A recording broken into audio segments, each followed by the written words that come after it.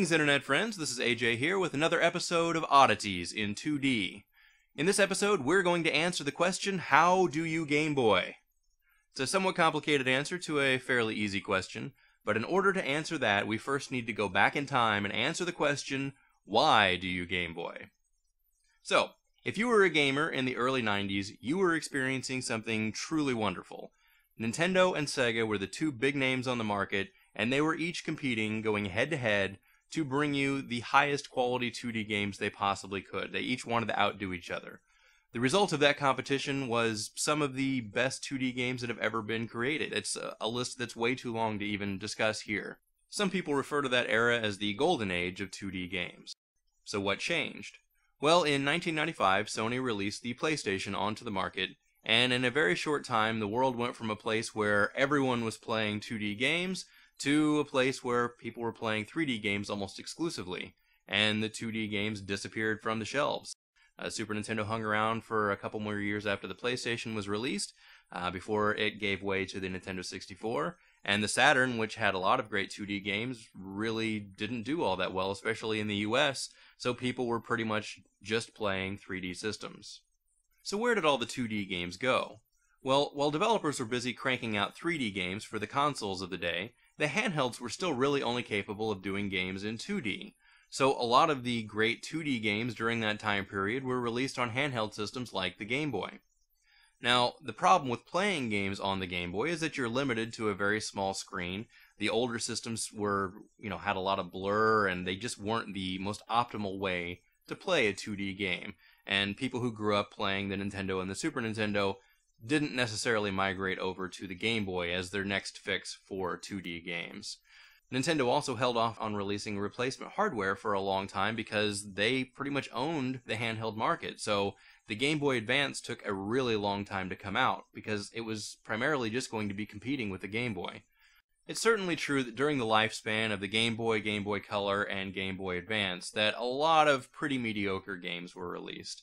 In the early days of the system, a lot of the games that were coming out were just scaled-down ports of Nintendo and Super Nintendo games, and they didn't put a lot of time into them. They're pretty much just out there so that someone would have a mobile version of that game. There's also plenty of licensed titles that did the same thing, where they just wanted to have that one extra SKU on the market to make a few extra dollars, and they weren't really developing specifically for the Game Boy. However, when the Game Boy Advance was finally released, we not only had some pretty good hardware to play 2D games on, but there were also developers who were building games from the ground up to be played on that hardware. And there's a lot of good and interesting Game Boy Advance titles out there, along with a handful of good Game Boy Color and Game Boy games. So, we're going to talk about some recommendations at the end of this episode, but first, we're going to talk about the best way to experience some of those older 2D games. So let's get back to the question of how do you Game Boy? Now, if you absolutely must be a portable Game Boy player, the best way to do that is with the Game Boy Advance SP. It's a pretty compact system. It folds out. The cartridge slot allows you to plug in Game Boy Advance games as well as Game Boy Color and black and white Game Boy titles. So you can play anything that's available on the Game Boy with a couple of exceptions.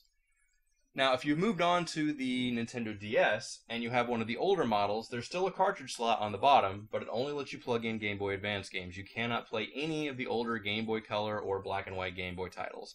And of course, the later models of the Nintendo DS got rid of that slot altogether. And if you've moved on to the Nintendo 3DS, you can certainly download games via the eShop, but not every single game that's worth playing is available on the service or will be available on the service. There's plenty of stuff out there that Nintendo doesn't want to port over to the system or doesn't have the licenses to, so plenty of good games aren't going to be available there. While Game Boy games were originally meant to be played on a portable system, there is a better way to get your Game Boy fix. And in order to do that, you're going to need a few pieces of equipment. Most of them are fairly easy to come by. So first off, you're going to need a GameCube.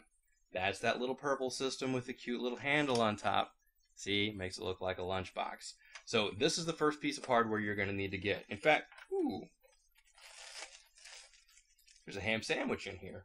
Oh, and some Super Mario Brothers fruit snacks. These are really good. This isn't probably going to help you at all. We need a real GameCube.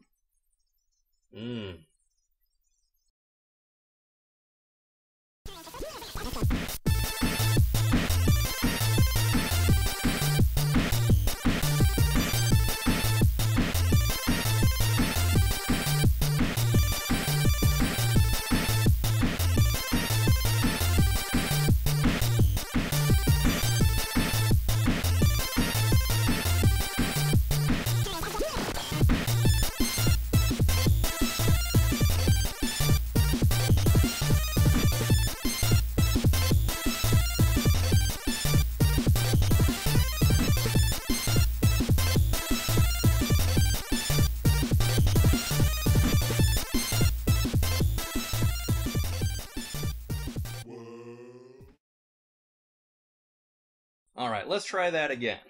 This time, we've got a actual GameCube here filled with actual GameCube guts instead of fruit snacks. Makes playing games a whole lot easier. So, GameCubes are pretty easy to find these days and pretty inexpensive, so that shouldn't be too hard to pick up. The other piece of equipment you're going to need is this little guy tacked on the bottom, which is the Game Boy Player. That works along with the Game Boy Player startup disc, which is what I've got in here. It's about the only thing that lives inside this GameCube anymore these days.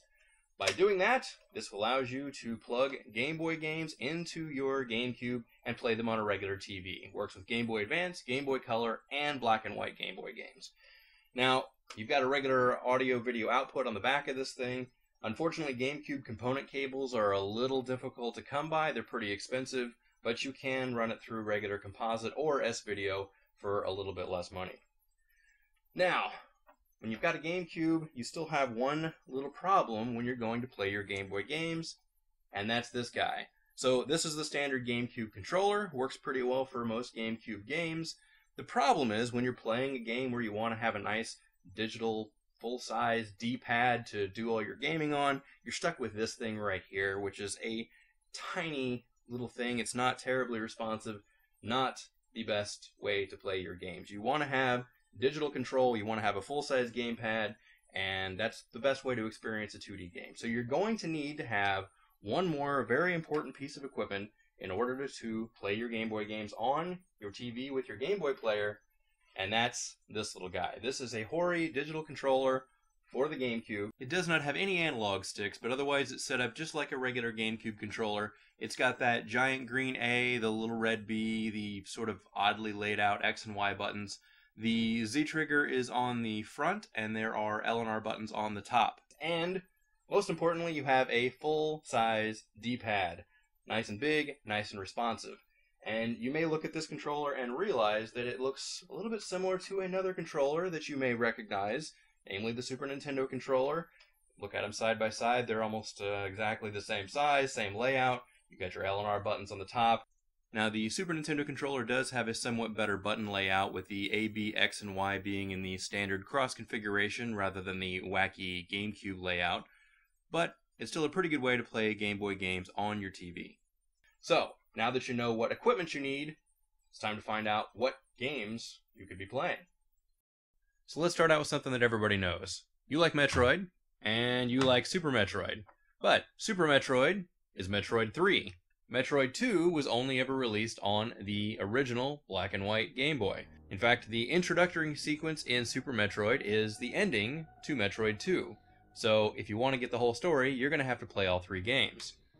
Oh, and if you want Metroid 4, bam, there it is, Metroid Fusion on the Game Boy Advance. And if you want to go back and play the original Metroid, enhanced with some of the changes that were made later in the series, like a map and the ability to grab ledges, you can go back and play Metroid Zero Mission, also exclusive to the Game Boy Advance. And yes, there's a whole sequence in there where you get to play as Zero Suit Samus, so there you go. You got the same thing with Kid Icarus. You have Kid Icarus on the NES and a version of Kid Icarus on the Game Boy, the original black and white. It's Kid Icarus of Myths and Monsters, and it's a whole new quest with new bosses and some new gameplay. So you can check both of those out. You like Blaster Master on the NES? You've also got Blaster Master Enemy Below on the Game Boy Color.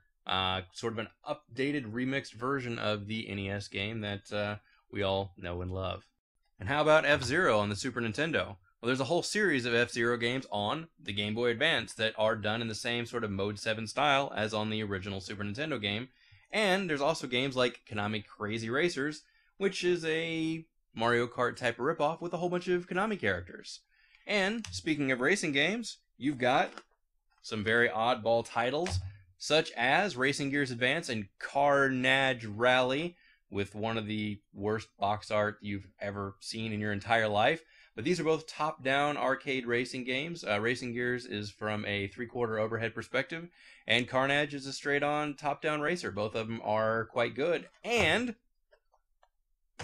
you can get your Car PG, as they call it, Action with Car Battler Joe, which is a role-playing game featuring Mode 7 car battling sequences. So, once again, something only to be found on the Game Boy Advance, and a little bit strange. If you're familiar with the Klonoa games, you've got Klonoa on the PlayStation 1, the remake on the Wii, and the sequel on the PlayStation 2. All of them are 2.5D games, but when they came to the Game Boy Advance, they released Klonoa 1 and 2 in the US as 2D sprite-based puzzle platformers, so there's a couple of those to be found as well on the Game Boy Advance. And who can argue with Bionic Commando, Final Fight, and Strider? All three of these games were released not only in the arcades, but on home consoles as well, with Strider on the Genesis, Final Fight on the Super Nintendo, and an improved version of Bionic Commando on the NES. Strider had an NES version as well, and Final Fight had a game that you probably missed out on called Mighty Final Fight, which features chibi versions of all the Final Fight characters. Those were compiled on a game called the Capcom Classics Mini Mix on the Game Boy Advance. So you can play the NES versions of all of those games, and you can get a nice little chibi version of Mike Hagar to beat up. Probably no transvestites in this version of the game, but, you can smack down some people. Oh, and hey, guess what? Bionic Commando is also on the Game Boy Color, and there's a black and white Game Boy version as well. So if you really want some more high swing and action on a 2D system, there's a couple Bionic Commando games for you to check out as well. You like Gunstar Heroes? Bam! Gunstar Superheroes, only on the Game Boy Advance, a sequel to the game that we all know and love, and pretty good job on this one as well, done directly by Treasure, so go for it. Fans of 2D gaming are surely familiar with this one. This is Castlevania Symphony of the Night, one of the tiny handful of games that came out on the PlayStation 1 that was in 2D. So the gameplay from that series continued on with titles like Castlevania Circle of the Moon, which at the time it was released didn't do so great because the original Game Boy Advance wasn't backlit, so it was kind of hard to see the game. It was pretty dark. But on your TV, that's not a big deal. After that was Castlevania Harmony of Dissonance, pretty good game, but not as good a music as the rest of the series, and Castlevania Aria of Sorrow, which is a very well done game, which actually has a direct sequel on the Nintendo DS. But these are all playable right on your big TV at home. So, good Castlevania. If you're just looking to get a hold of some of those classic NES games that you grew up with, you've got Zelda, Zelda 2, Excitebike, and a whole series of these classic NES games available on the Game Boy Advance as well. In the case of Zelda and Zelda 2, these are great because the battery backups in your NES cartridges probably aren't good anymore. And in the case of Excitebike, the Game Boy Advance version brings something extra to the table in that you can finally use the track creation tool and save your custom tracks right on the cartridge, which is something you couldn't ever do on the NES. That was a feature only available on the Famicom Disk System in Japan. There's a few games you might not even know about on the Game Boy Advance, like an updated version of River City Ransom, River City Ransom EX, only on the Game Boy Advance, and another interesting game you might want to check out if you're a fan of Bionic Commando, Ninja 5-0. Completely different grappling mechanics, crazy ninja high-flying action, totally worth checking out. A little hard to come by, but still worth the effort. We've also got a Rayman 10th Anniversary Collection that has a redone, rebalanced version of the original Rayman game from the PlayStation 1, which was a fairly difficult game, had some really hard jumps. A lot of that stuff has been updated in here, and there's also a 2D version of Rayman 3 on here as well. Speaking of compilations, you've got Teenage Mutant Ninja Turtles. Now, you may recall there were a whole bunch of kind of middle-of-the-road brawlers that came out in the mid-2000s that featured the Teenage Mutant Ninja Turtles based on the series, the new series that came out at that time. Well, there's a bunch of Teenage Mutant Ninja Turtles games on the Game Boy that have the same name as the TV series and the same name as the games that came out, but they're totally different. It's brand new 2D side-scrolling action. And, of course, there was a TMNT based on the movie, which all of the games were based directly on the movie as well, but the Game Boy Advance version is a totally new 2D updated adventure featuring your four favorite guys, favorite heroes in the half shell. So that's one that you can check out as well. You can't get it anywhere besides the Game Boy Advance. Another oddball little title is Drill Dozer, and that's the one that has the cartridge that has a little vibration thing in the top of it. Now, the Hori digital controller doesn't have vibration in it. However, this is a game that's enhanced for the Game Boy player. So if you play it with a regular GameCube controller, the controller will vibrate just like the cartridge does when you're playing it in the handheld system. So that's a little enhancement for you as well. And there's a Mario and Luigi game that do that as well. Not a lot of games are enhanced for the Game Boy player, but this is one of those that is. And while we're at it, let's not forget about all of the great Nintendo games that are only available on the Game Boy, Game Boy Color, and Game Boy Advance. For instance, you've got the Mario Land series that's available on the original black and white Game Boy, which morphed into the Wario Land series, which spans the Game Boy, even the Virtual Boy, not that you can play those games on your Game Boy player, onto the Game Boy Color and into the Game Boy Advance. And there's a whole bunch of really high-quality Legend of Zelda games that are only available on the handhelds. You've got Link's Awakening and the enhanced version on the Game Boy Color, Oracle of Ages, Oracle of Seasons, Minish Cap. There are a whole bunch of excellent games to be played on the Game Boy, and there's a lot of great RPGs out there as well. So you've got Golden Sun and a few others that are totally worthwhile, totally worth checking out, and not available anywhere besides the Game Boy Advance. So there are a couple of games that you're not going to be able to take full advantage of on the Game Boy player. One of those is Yoshi Topsy Turvy, which has a little sensor built into the cartridge, which requires you to actually turn the system back and forth to shift the environment and make Yoshi go from one direction to the other. So unless you feel like, I don't know, sitting with your GameCube in your lap and tilting back and forth, you're probably going to have to enjoy this one natively on your Game Boy system. And there's another game, Kirby Tilt and Tumble, which also has a sensor in it. Same kind of thing, you kind of tilt forward, backward, left, and right to roll Kirby around.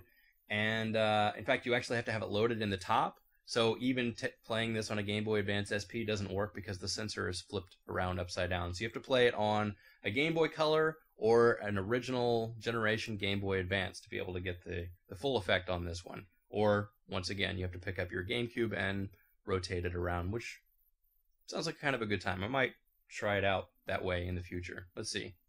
There are several other series that are only available on the Game Boy Advance, and you've got some excellent stuff out there, like the Mega Man series. So Mega Man 0, 1 through 4 are only available on the Game Boy Advance. There's a compilation on the Nintendo DS as well, but of course if you want to play them on your television, you're going to want to get the Game Boy cartridges. But you can also do things with your Hori digital controller, such as playing GameCube games that are in 2D and work with a great D-pad. So you've got the Mega Man Anniversary Collection and the Mega Man X Collection, both available on the GameCube. So you can play, a dozen different Mega Man games with your Hori controller. You can also play some Sonic games. You get some Sonic CD action with Sonic Gems Collection. And don't forget things on the Wii. If you got an older generation of Wii, first generation, second generation Wii, you can play games like Metal Slug Anthology, which has a completely terrible control scheme for the Wii, but you plug in a Hori digital controller and suddenly, hey, it turns into a good game again. So in addition to all the Game Boy Advance, Game Boy Color, and Game Boy games, you've got a handful of GameCube games and Wii games that you can also enjoy with your Hori digital controller.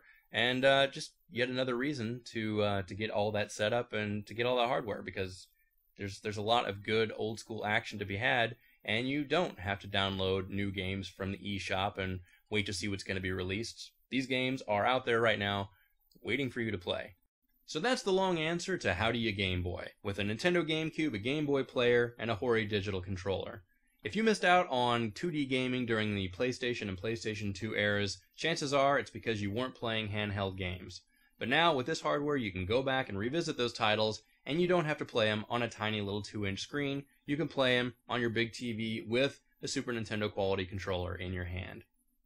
So, that's all we have for you this time, so please keep on tuning in as we scour space and time to bring you more Oddities in 2D.